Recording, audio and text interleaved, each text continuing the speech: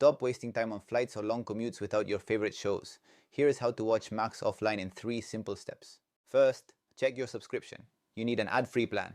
The standard tier gives you 30 downloads, while the premium tier bumps that to 100 titles. Next, ensure you're using the Max app on a mobile device or tablet. Downloads aren't supported on desktop browsers or gaming consoles yet. Step 1. Locate your content. Open the Max app and navigate to the movie or TV episode you want to save.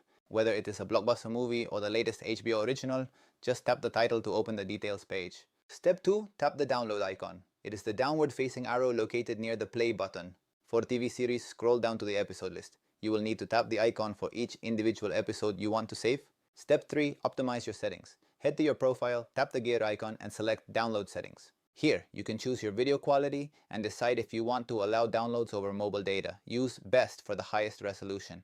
Important rule, once you hit play on a download, you have 48 hours to finish it. Otherwise, titles stay on your device for up to 30 days. Remember, these limits are shared across all profiles on your account. If the kids download a whole series, it counts toward your total. There's also a cap of 25 episodes per series and 30 movies total, even on the premium plan. Plan your binge watching accordingly.